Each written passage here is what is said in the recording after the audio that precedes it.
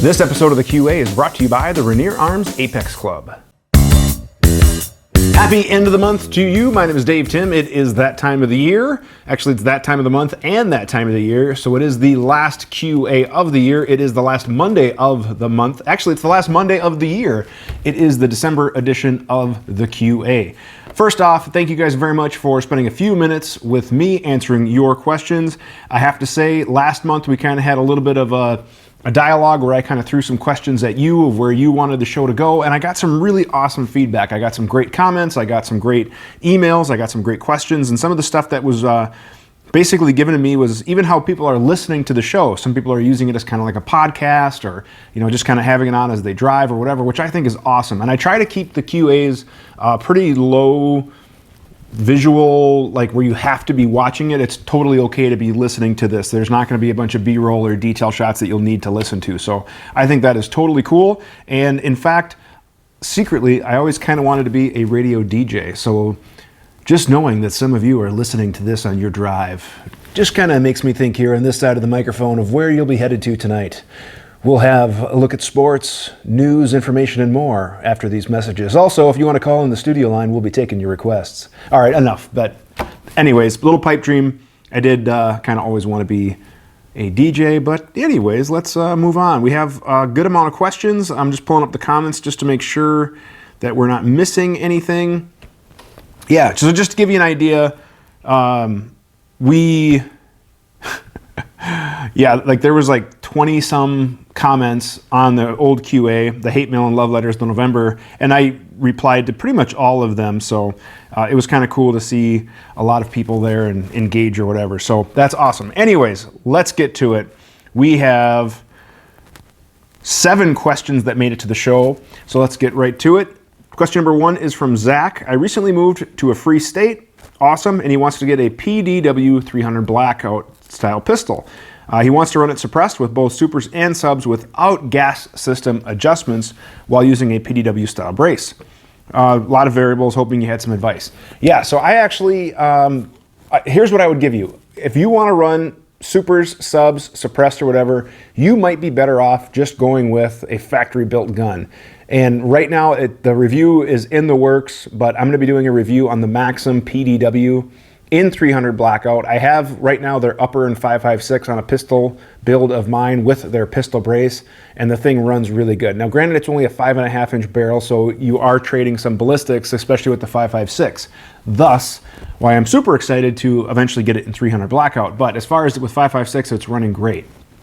Now, with 300 blackout, I would look at something like that. If you're gonna look at something short, you don't wanna mess with gas system, I get that. Just keep in mind, if you run subsonics, you'll probably tune it to run subsonics reliably, and then supersonics, it'll just have too much energy, but that's just kind of the trade-off. You don't want it to run with supers, but not with subs, especially because if you're gonna be shooting suppressed, part of the fun with shooting a 300 blackout suppressed is when you're shooting subsonics, so you actually get that awesome quiet function and sound and low percussion and low recoil noise. No, wait, no, that's not low recoil. Low noise is what I was trying to say. But anyways, that's what I would look at. The Maxim defense braces have really impressed me, and they have all sorts of different buffers available.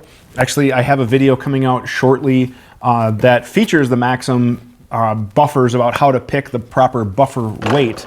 So look out for that. It's probably going to be live on the channel here in the next couple of weeks, so early January. But yeah, I would look at something like that. And those PDW braces, they are just awesome. Well, hang on, I'll just show you. Okay, so I know that I said that the QA would not be visual for those of you guys listening, but seriously, just check this thing out.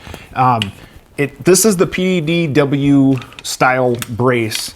It is just super low profile. It uses their proprietary buffer and spring, but look how compact it gets. This is the brace version. They do also make a stock version for those of you with SBRs, but like all the Maxim stuff, you can just grab it.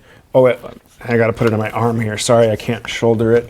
But, or maybe you can. I can't remember what the current letters are. But anyways, this is just a really cool overall, compact package. And this is, again, the PDX upper that goes on the standard AR lower. But this is a 5.56 pistol, and really, really cool. Really, really cool. Upper's been running awesome, by the way. So I hope that answers your question. I would look at the PDX. It's not the cheapest system out there, but it's probably going to run right off the bat for you, which is what you want. Otherwise, you're probably going to be tuning for supers, tuning for subs, shooting with supers, and then keep in mind you could also maybe swap in a heavier buffer when you're shooting suppressed. This next question is from Rusty.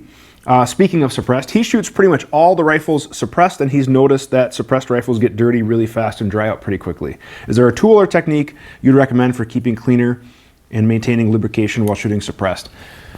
Unless you switch to a suppressor similar to like the OSS, which at the moment is the one that I'm aware of that has the least amount of back pressure or that introduces the least amount of excess gas and things like that.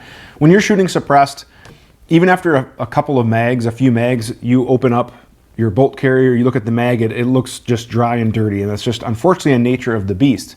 You can try adding a little bit heavier of a buffer to try to keep that bolt locked for a just slightly longer period of time. That can help. You can also look at an adjustable gas block. I'm currently running a couple of suppressed rifles with the Seekins gas block, which is just basically has a lever on it to open and close the gas a little bit more. It's not like one of those ones where you have to have like a little wrench or screwdriver and go click, click, click. You know, that's what I liked about the Seekins. And I actually did a cutout in my handguard so I can access the lever. Otherwise, like the Noveske switch block is popular. You know, there's some other options out there, but that's one thing you could look at is reducing the gas when you're shooting suppressed. You could add a slightly heavier buffer when you're shooting suppressed to keep that bolt forward longer.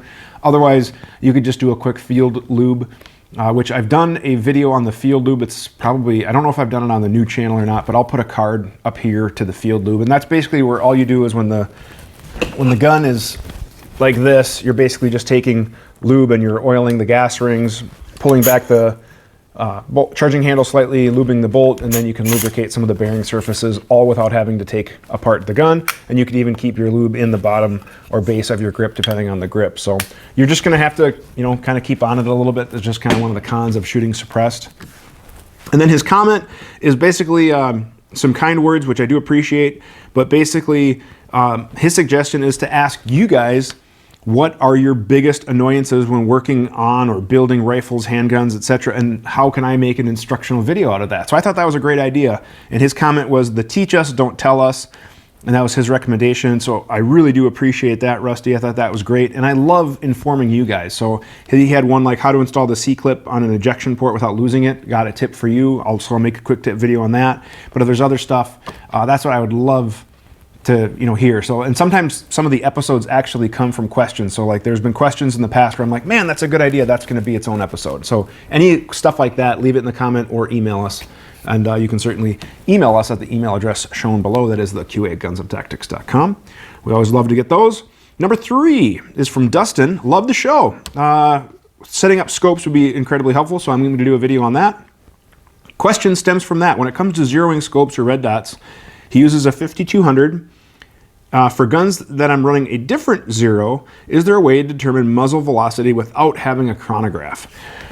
Well, I can talk about that when we talk about the zeroing video, because I'm anticipating that the scope installation video will be like how to mount a scope. That'll be one video, and then how to properly zero will be another video. The only true way to get muzzle velocity is with a chronograph.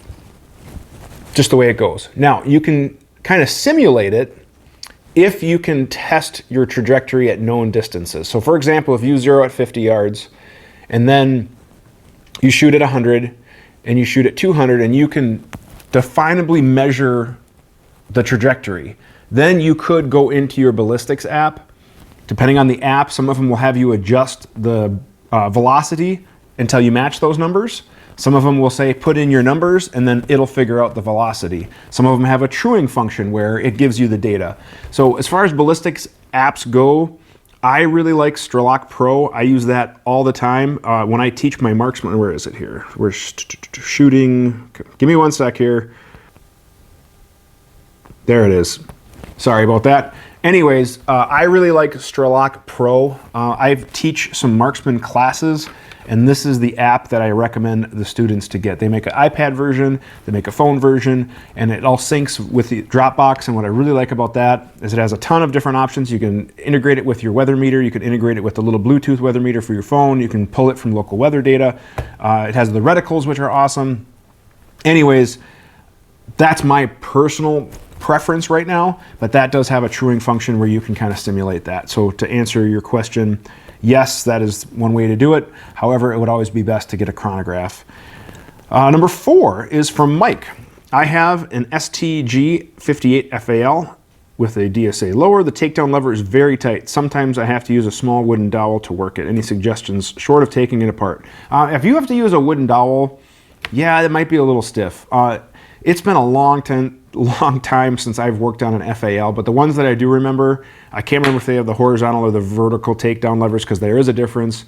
I will be right up front with you that the FAL is not my area of expertise, but ironically you mentioned DSA lower, and DSA is pretty well known, I thought, back in the day for their FAL stuff, so I wouldn't hesitate to reach out to them and just say, hey, this is what's going on, and they might have a fix for you. They might have a different part. It could be a tolerance stacking issue. It could be a burr.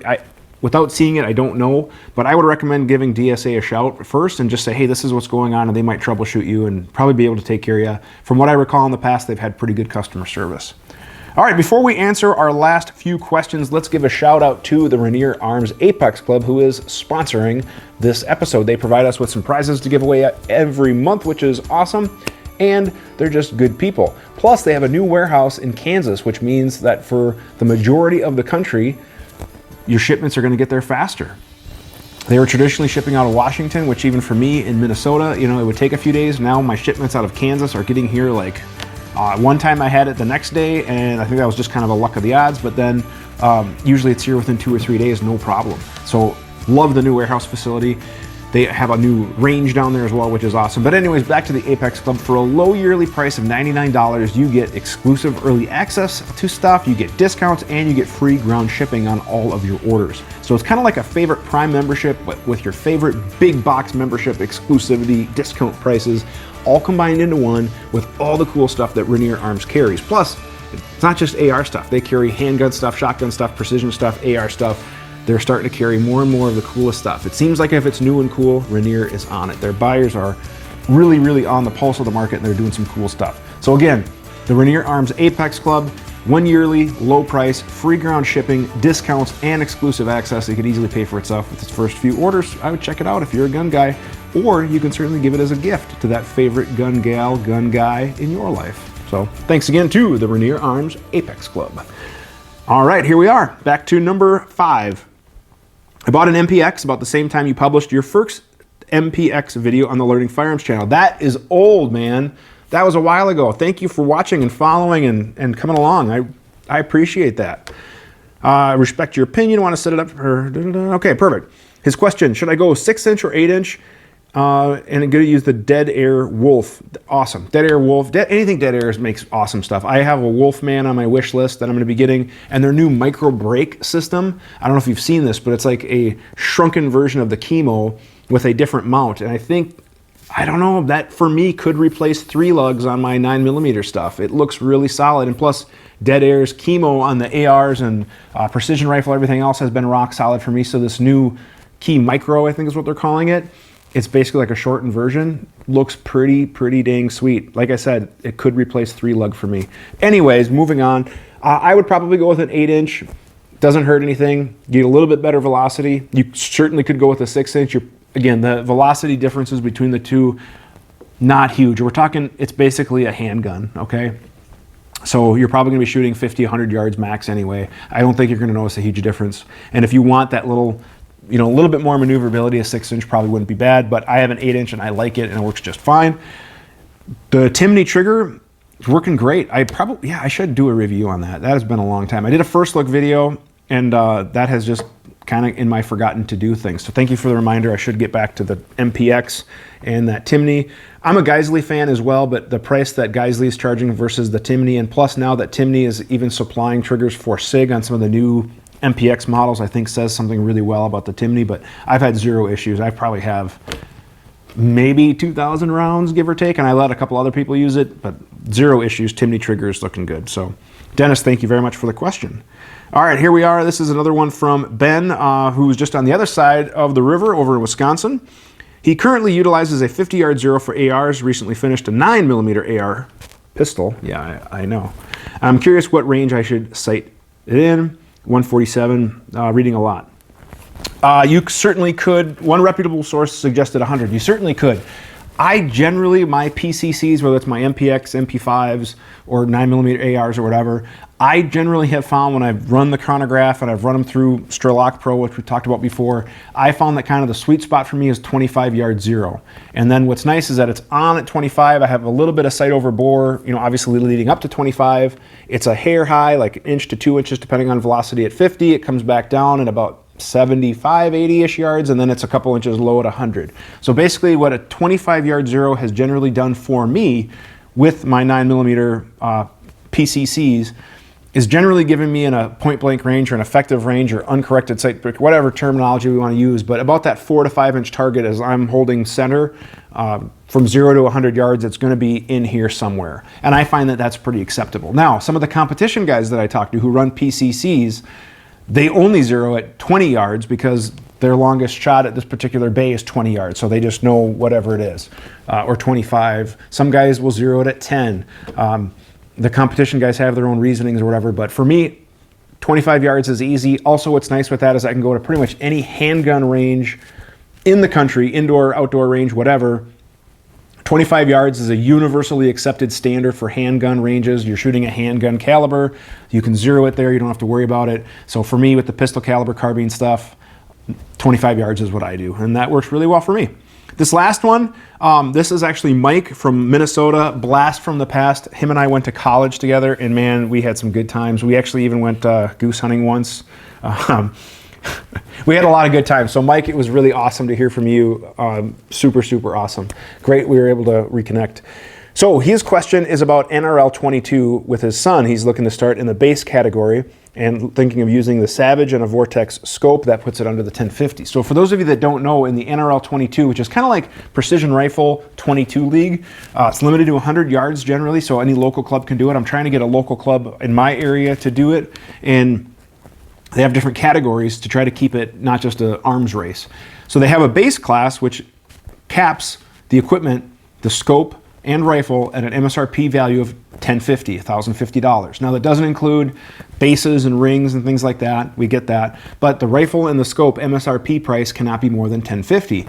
So the Savage is a good option with this Vortex scope. Other good options are the CZ 455s. Those are ranging anywhere from $500 to $600 MSRP, which leaves you anywhere from $450-ish up for a scope like the Bushnell. Their new rimfire scope is kind of in that price point. The TIQA T1X is an excellent base class rifle. Again, that's around that 500 some MSRP. So it has to be a current gun, so it has to have an MSRP published. If it's a discontinued gun or whatever, technically it's not allowed at the big matches. A local club level match would probably let you slide, but there's some options. So Savage makes a good rifle. It's tough to argue with their dependability and their accuracy. Do I think the CZ is a higher level up or a higher step up? I do. I do think it's a nicer rifle, as like the TIQA is as well, especially compared to the Savage. So if you're looking for a little bit of an upgrade in rifle, check out the CZ 455 series, or 457 I think is what the new model number is, as well as the TIQA T1X. Those two are awesome. As luck should have it, I actually have two customers of mine that are interested in building base class rifles. One wants to build a CZ, one wants to build a TIQA, and they have both expressed interest in letting me use those for a video. So we might have a video coming up this spring of kind of a base class build shootout where maybe we can kind of compare the CZ versus the TIQA. So that would be pretty awesome. So that is something we can hopefully look forward to this spring. But yeah, I would check that out, and I love shooting rimfire precision. Like seriously, if you haven't checked out my rimfire precision rifle match video, I'll put a card up there. I did that earlier this summer with my Voodoo, which is not a base class rifle, but just an awesome rifle, and what an awesome match that was. I'm already slotted to take some days off work to shoot some more rimfire precision, and in some ways I had more fun shooting the 22 rimfire precision versus regular centerfire, although I am going to shoot some more rim or centerfire precision stuff if I can this year as well. So that is it for questions. Now, before we wrap this up, I do have a question for you, since it is the last video of the year. How are the holidays for you guys? I hope they were good. If you had a bad year, I hope you have a better year next year. It can get better. But you know, sound off. What did Santa Claus bring you, or what did you buy for yourself based on this holiday? Were you a good boy? Did you, or gal? We have some gal. Actually, do we have any female viewers? It seems like most of the guys are the ones watching. So if you're a female viewer, sound off in the comment section below. We'd love to hear from you as well.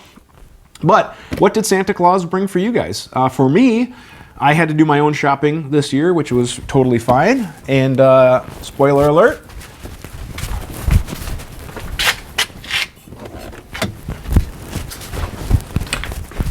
I may have just done a first look video, which I'll put a card to right up here on this bad boy right here. But I was so impressed with my first look session with the guys at JP that I picked up a JP LRI 20 and 6.5 Creedmoor. This has the side charging handle. It has the amazing, nice machining and ergonomics for suppressor use. It has their integrated handguard. I can't wait to get some glass mounted on this and get some first shots. The first look video was awesome. I can't wait to shoot this throughout the summer and get a good review of it. I'll probably throw some short teaser videos up on social media as I shoot it, but super, super excited to have a high-end semi-automatic precision rifle. I'm just pumped. So that is that. Now, I suppose it is time to give away our prize. Let me go to the random number generator. Our random number generator gave us the number 3, which is from Dustin, talking about zeros. So Dustin, I will shoot you an email and I'll get a good shipping address and get you your prize pack from the Rainier Arms Apex Club. As always, guys, the best way to get your question on the show is to email us. The email address is shown below. That is the QA@gunsandtactics.com. If we don't know, we'll learn together. You can sound off in the comments. I love engaging. I try to respond to all the comments that I can on YouTube, Facebook, etc. But email is great. It comes to the inbox, and then I can make sure I add it to the page for the next month's episode. And then based on your feedback, yeah, I'm going to do some more kind of tips and tricks videos, some shorter how-tos. We'll get back to the range when my range opens up and gets a little nicer. But I'm pretty excited for 2020. I hope it's going to be a great, great year. Please check out our webpage. We have articles, we have reviews, all of our videos are archived there as well. You can check that out online, gunsandtactics.com. Also, if you did like the video, please like, share, and subscribe. I really would appreciate if you guys share it. I'm really trying to get to that 50,000 subscribers. It's just kind of a milestone that I want to accomplish. And we are going to have a big 50K giveaway, so check that out. Thank you guys very much for watching, and have a great day. We work really hard to make content that we hope you as a shooter would enjoy. Subscribe to our channel, check out our featured videos and playlists, and if you have a question firearms related, go ahead and send an email to the address shown on the screen to be entered into our monthly QA series.